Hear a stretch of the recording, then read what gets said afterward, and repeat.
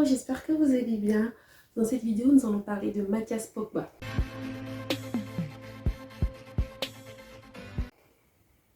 Je sais, il y en a qui vont dire que je suis en retard sur cette histoire. Comme tout le monde le sait, il y a de cela quelques semaines, Mathias Pogba, qui, je précise, est le frère de Paul Pogba, pour ceux qui ne le savent pas, mais je pense que tout le monde le sait, a commencé par publier une série de vidéos sur TikTok où il adressait des menaces à l'encontre de son petit frère. Donc il le menaçait notamment de révéler certains de ses secrets. Donc, du coup on a eu une vidéo, mais enfin c'est un blabla de plusieurs minutes qu'il a traduit en plusieurs langues, où il menaçait de révéler des secrets.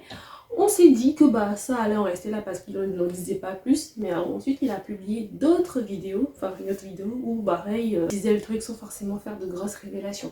Entre temps, Paul a pris la parole dans les médias. Donc on a appris entre autres que ça fait un moment qu'il se fait menacé par Mathias et certains de ses proches qui lui réclameraient jusqu'à 13 millions d'euros pour services rendus pendant les 13 dernières années, donc 1 million par année. Ok. Et qu'il a entre autres également déposé plainte.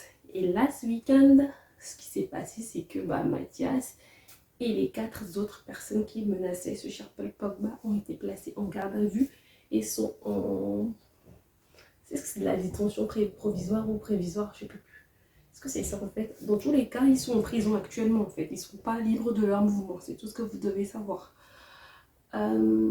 Pourquoi je décide d'en parler maintenant? Parce qu'à l'époque, quand l'histoire a éclaté il y a quelques semaines, j'ai suivi comme tout le monde. Mais je ne voulais pas en parler parce que selon moi, c'était quand même choquant. C'était quand même des histoires de famille.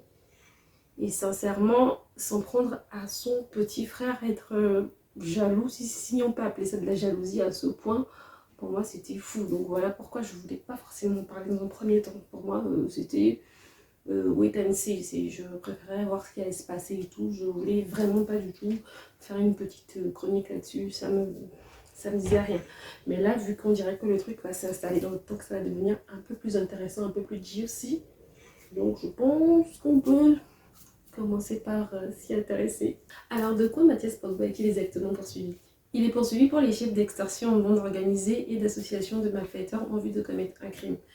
Pour ce qui est du chef de séquestration, il a un statut qui va être celui de témoin assisté. Pourquoi? Parce qu'il avait un alibi pour la nuit où son petit frère a été séquestré par ceux qui l'ont menacé avec une arme à feu et tout ça. Donc du coup, il avait un alibi, il n'était pas présent, il ne pouvait pas être à 2 endroits à la fois. Donc du coup, vu qu'il connaissait ceux qui ont apparemment fait le coup et qu'il serait peut-être prêt à collaborer, du coup, il va avoir ce statut de témoin assisté. Je me demande pourquoi ils n'ont pas pensé à rajouter chantage, parce que je sais pas, faire des vidéos TikTok pour dire si tu fais genre j'ai des secrets avoués sur toi histoire de te mettre la pression pour que tu payes. Pour moi, c'est un peu du chantage, jusque je sais pas si le chantage c'est un délit ou si c'est pas un délit. Bon, bref, on n'en est pas là. Alors, les 4 autres personnes qui étaient accompagnées de Mathias Pogba, eux, ils ont tout, hein. Ils ont séquestration, tentative d'extorsion, association de malfaiteurs, enfin, eux, ils ont tout le paquet.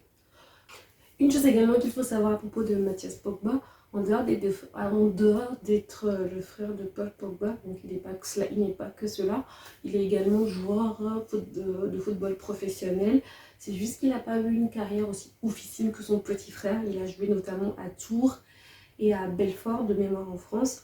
Il a fait quelques clubs également internationaux, mais pas des clubs très connus. Donc du coup, il a jamais été retenu dans la liste des Bleus pour l'équipe de France. Donc effectivement, il peut y avoir une petite jalousie de sa part par rapport envers son petit frère, surtout si jamais il a un esprit de compétitivité et tout ça.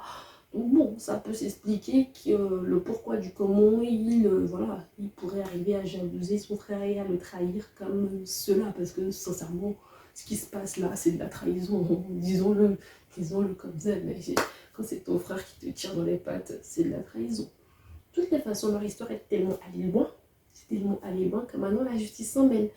Et nous, on va regarder, on va voir comment ça va se passer. De toute façon, ça a déjà pris une certaine ampleur. Il y en a qui sont en détention provisoire. Il y en a qui sont déjà séquestrés. On attend de voir ce que ça va donner. Même si l'avocat de Mathias Pogba conteste le fait que son client il soit séquestré.